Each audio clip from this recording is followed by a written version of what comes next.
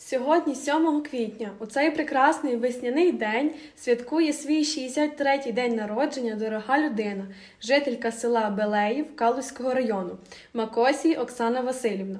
Від щирого серця вітають вас син Андрій і невістка Мар'яна, донька Ірина та зять Ярослав, а також найдорожчі онуки Максим, Давид і Мілана. Нехай кожен день дарує вам радість, тепло і щасливі миті.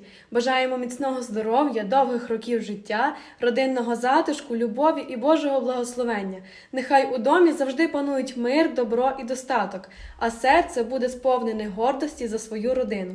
З днем народження і для вас звучить музичне вітання.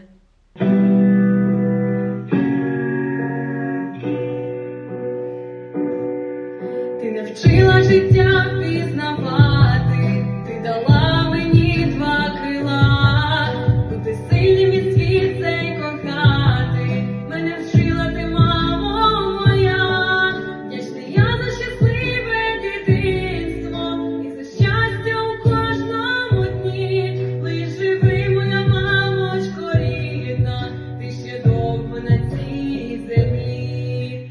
Дякую, мамо, за щастя, за долю, за те, що завжди ти поруч зі мною.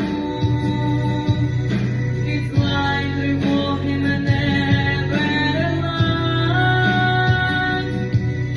свята найвісніша любов твоя.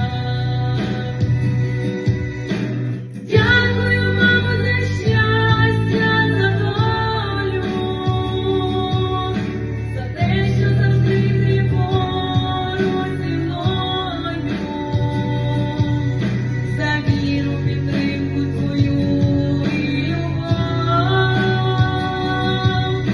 Люблю тебе, рідна, повторюю знов.